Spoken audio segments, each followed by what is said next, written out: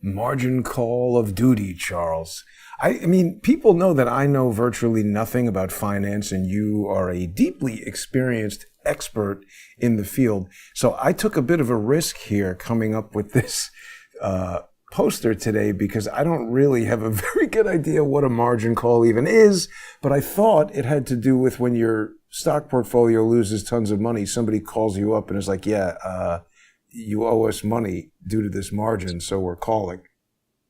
Well, so amongst the retail investment class, the normal investor does not borrow money to buy stock. That's for people with significant experience in what is called a margin account. And there, depending on the type of collateral in the account, if it's stocks and trading stocks that trade with great liquidity, you can borrow an amount.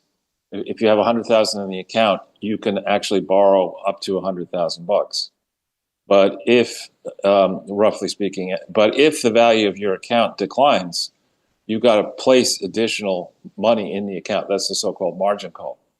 Now, in the hedge fund world, those funds are typically highly leveraged, and that's where the bulk of all trading activity occurs. And so in a meltdown market, which we had, a number of those hedge funds were put in a position where they had to come up with additional collateral. And typically when you are in a panic mode, what you do is you sell your winners, the stocks that have gone up the most. And so that's why you can see abrupt, strange behavior in stocks that should continue to go up because their prospects are very good. The leveraged owners of the stock say, well, I'd like to take the ride further up, but I got to sell something. So and they don't want to sell the ones that have lost because then you lock in that loss. Right. And so that's the territory we were in until this melt up.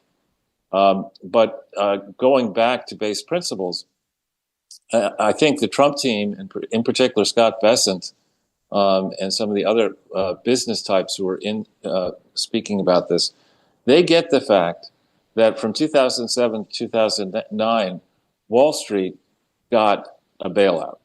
Main Street suffered. Really, from 1989 to the present, Main Street has suffered across America and the West. And the Trump administration is now determined to upset the globalist apple cart and to do things that should have been done a long time ago. There's Mr. Wonderful, that guy Kevin O'Leary, who's on CNBC a lot with Shark Tank, is advocating now. He's saying Trump shouldn't do enough, that we should basically have tariffs of 400% in China. And his argument, I don't know that 400 is the right number, but his argument is that first and foremost, you have no protection as a foreign investor in the Chinese legal system. You're not going to get a fair trial or a fair hearing. As an equity investor, a retail equity investor in China, you don't own Chinese stocks. You own pieces of paper that, in theory, replicate the performance of underlying Chinese shares. That's not something I want to invest in. And then, if you're making things in China, your intellectual property and more important, your know-how is being stolen without recourse. And why do we do all this? Well, I think if you go back and you look at the fortunes of the presidents who have served since 1988, the Bush family has gained enormously through its connections via investment funds and otherwise with the rising Chinese players. The Clintons, I don't know why the Chinese decided to go after Bill Clinton when he was young as an attorney general and then governor and support him in various ways. But the Chinese were all over the Clinton administration. And Bush W. kowtowed to the Chinese. Obama was bought and paid for through Biden by the Chinese. The people who are stepping up against the Chinese are the Trump team. And there are people in the Trump team who are still beholden to China.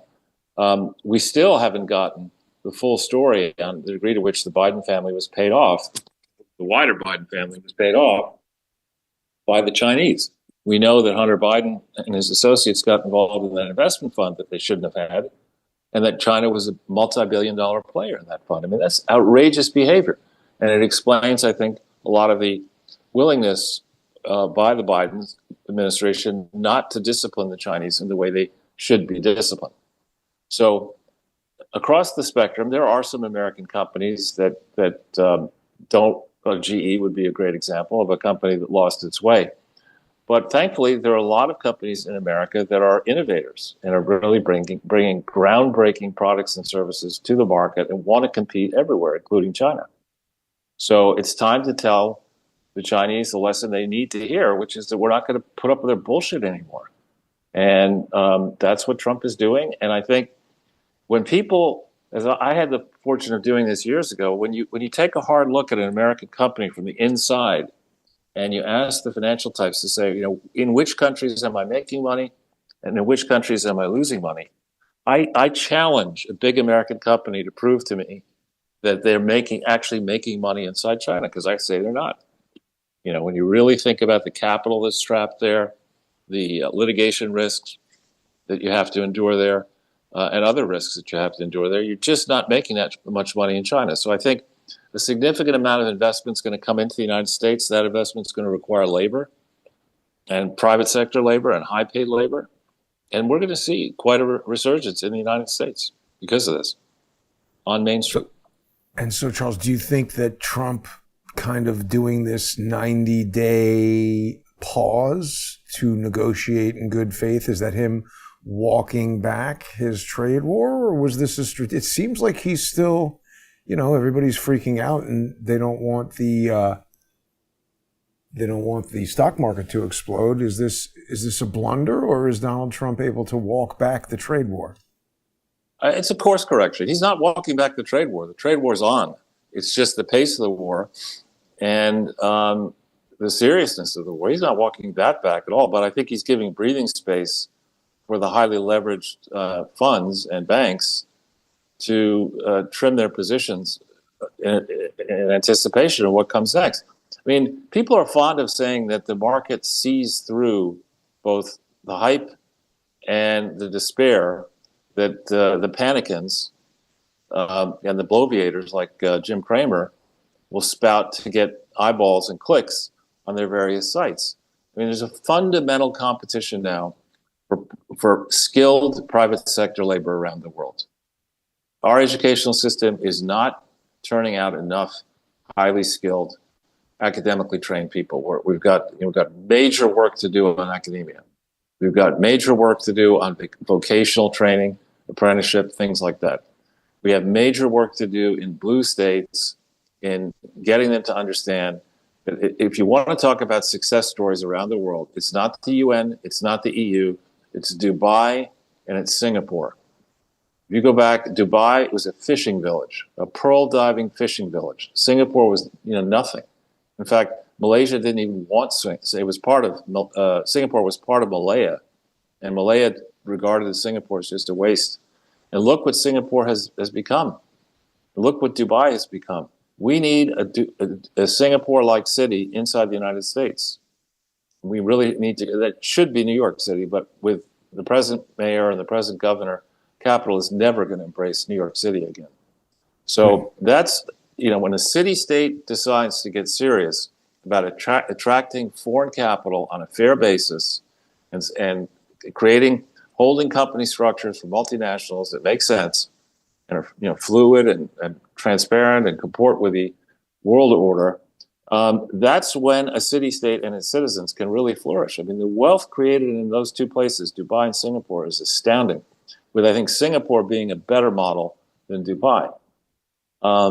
So instead of talking about some globalist structure run by a Nazi in a spacesuit, World Economic Forum, and their ridiculous McKinsey-based ideas about 15-minute cities and sustainability, I mean, we need to go back to base principles and let individuals, families, and communities thrive by reducing the scale and scope and influence of these ridiculous governments.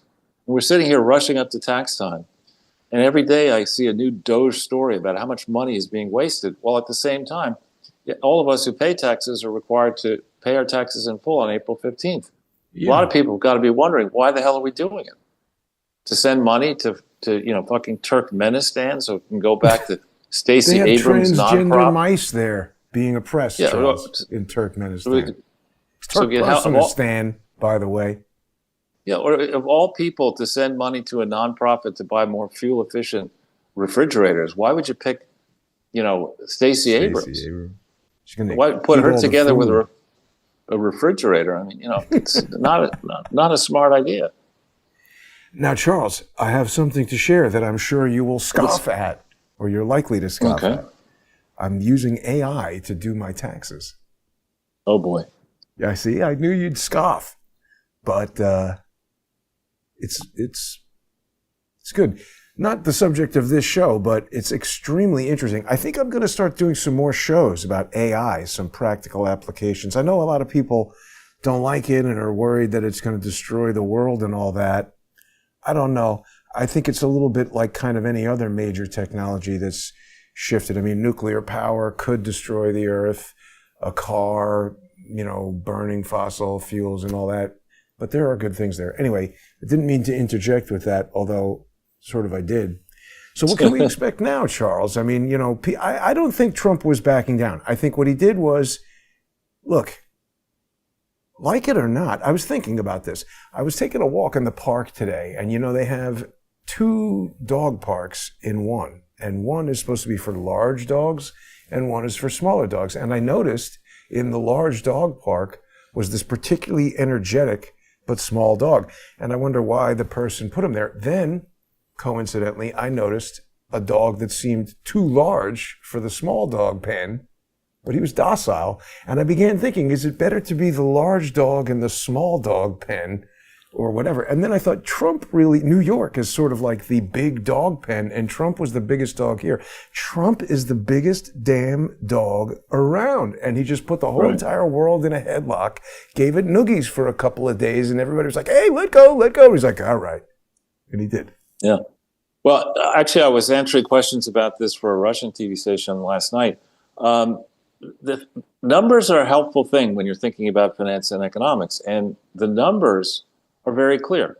There is one large unified consumer market in the world, and it is the United States. The scale of consumption in the United States is gigantic. You cannot be an aspirant to be in the global top 10 in an industry unless you're in the U.S. You just can't. And companies that ignore the U.S.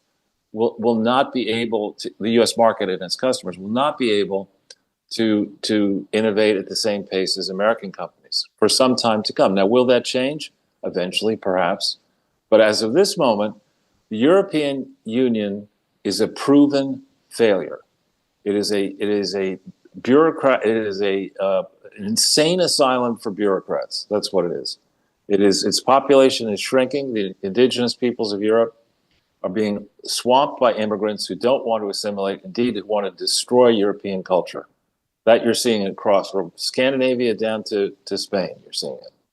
And so the European celebration and festival for caterers and hookers that began in 1997, that's over. That's a funeral right now. And they're going to have to eliminate the European Union bureaucracy. They're going to have to slim down national bureaucracies. They're going to have to compete for capital, embrace free speech. And I think those are things that aren't going to happen soon in Europe. So Europe is going to be in a decline for, I would say, 20 years or more. It's going to take that long, during which the U.S. market's going to thrive. And now that we are saying to the Chinese, you can't cheat your way to the top, I think China is in for very tough sledding. Indeed, it could have political upheaval there. And India, compared to China, will be an interesting place. But still, there are the same problems in India with patent protection and legal transparency. And frankly, the currency is not freely convertible in size in either country. So the U.S., I think, could, with 4 years of Trump and maybe 8 years of Vance, and who knows how much after that, 10 years of growth, of big, solid growth in attracting capital, will ensure that America is in a strong position for generations, for 30 to 60 to 90 years. And if, on the other hand, we had continued down the path of embracing stupidism under Biden and Obama, we would be Venezuela. Yeah. If Joe Biden or Kamala Harris had won, right now, I would probably still be where I am, which is in the Gili Islands in Indonesia, but I'd be more worried about being, hoisted off to jail by people who are going after the political enemies of Kamala Harris, which is Yeah. which is what Obama did. And Obama finally is off the pedestal, knocked squarely off the pedestal that too many supposed elites placed him on. I mean, he had a gall of speaking in Hamilton College and asking people to imagine what it would have been like under Obama if the Obama government had spied on people. Did he forget that that's exactly what they did? I mean, Barack Obama's people, he drone struck an American citizen with no trial. Yeah. At least one, right? You know, if Trump does that, you're going to have Harvard, Yale, and Columbia will erupt for 10 years if Trump were to do just one of the things that Obama did. But Then you have Charles, wait a second. I got some more questions about the tariffs, though, because there's a lot of people who are saying that Trump has baited China, and that by China counteracting by elevating tariffs against us, that they're showing the world that they're not willing to negotiate here. 3 weeks ago, Germans were warning not to take the bait. What is it that Trump is baiting people to? All right. So what has happened since before 1989 is that countries that were not as big as the U.S. looked at China and said, you know what, if we get on the right side of China, eventually we'll have access to the Chinese market. And over time, the Chinese will be nice to us. So we'll support the Chinese in the UN and in other international forums. We'll encourage our companies to invest there. We'll let our politicians get bribes from there. And we'll be the chorus of support for these plans in China that make no sense. There is no transparency in China. Nobody really knows, even inside China, how profitable any company might be, looking at strict accounting. And I've been in this place before. I worked for the Japanese from 1991 to 1994, at a time when they were, in theory, in 89 on top of the world heap and looking great. It turned out their accounting was rubbish. And I'm going to bet that the Chinese accounting is rubbish as well. And the Chinese miracle has been way oversold. I know just from doing my own work that if you take an estimate of how much is consumed by the top 10% of the Chinese market, and then divide that, subtract that estimate from the total consumption and divide it by 90% of the population, the consumption levels in China are still very low. And so there isn't the same kind of opportunity that exists in the United States, actually even in the UK, for companies that want to sell products at high rates of return on their assets and at high profit margins on their sales. There just isn't that opportunity there. And that's before you get into how much capital is trapped there, whether you're ever going to get a dividend, whether you're ever going to get interest or your capital back. And many of these large multinationals in Europe, they're also not making money in Europe. So they're content to go over in China. They love to go to conferences. They like going to Chinese banquets and having meetings with Xi and pretending they're relevant, but they're not making money. Get a big lazy Susan with all kinds of food on it. Charles, I was thinking about you the other day because I saw this video. It's maybe he's our third favorite idiot by now, but this is Bill Clinton, May 18th, 2000, talking about getting China into the World Trade Organization. And he says all this stuff that you're talking about. He's like, oh, this is the biggest market with billions of people and this and that, and we got to get China in there. And then he's selling it on the notion that, our products are going to go into China. And so here it is 25 years ago. And this is now considered one of the biggest blunders in the history of geopolitics because nobody in China, they can barely afford rice. They're not buying any American products. Well, and what you can say, there are many, as I said this on Russian television last night, there are many, many examples of Chinese families that left China 100 years ago, 200 years ago, came to America, often in difficult circumstances, and over time have become outstanding contributors and citizens inside America. If China, if Europe want to engage in economic suicide, internal suicide, and stupidism, it's their right. They can go do that. But their consequences for them will be that the best Chinese people will leave China. The ones who want a chance, who look at Elon Musk and they say, here's a guy who's an immigrant, and I'm every bit, this Chinese person might say, I'm every bit as smart as Elon Musk. All I want is one new SpaceX. I don't need Tesla, Neuralink, the Boring Company, all 14 children. All I want is to come to America and build a company like, pick it, SpaceX, you name it, XAI, Starlink. just one of his companies. And smart people around the world and inside China are saying, do I want to stay in China and live in a system where the only people who have a shot are the people who are connected to the CCP and their families? Or, since I have no capital here anyway, do I want to leave China and bring my talent to a place like America? And many, many talented Chinese people are coming, whether China comes to its senses soon or later. Many talented, some of the best and brightest people around the world are looking at America now and saying, I love this. This is great. I'm there. And even though it's, we can't come in illegally, I'm going to come in legally. And if that means I have to wait 20 years to become a citizen, I'll do that, because I don't want to spend 60 years rotting inside a failed economic system that is China currently and that is Europe currently. I just don't want to do that. So I think, I wish that we didn't have to go through the 90-day pause. I wish that they thought this through a little bit more clearly, but they're correcting, and that's what happens. And this is rough, turbulent seas, and this is not a normal day. I mean, this is a moment of reckoning after He's decades. off script, right? I mean, this is uncharted waters. Nobody knows what will happen. Right, but his heart is in the right place, and the message is in the right place, and it's full speed ahead. I mean, China's days of ripping off people around the world, those are gone. You're going to have to, if you want to win, you're going to have to compete on a level playing field, and there is not a level. Sorry, there isn't a level playing field in China. This is one of those moments, Charles, that if it comes off the way Trump is aiming, this could be historic, like the type of thing that's like, the second Trump term was where he set the the Mar-a-Lago Accord that people have said that this is a restructuring equivalent to like Bretton Woods and whatever happened after World War II and all that. So it is a pretty big deal.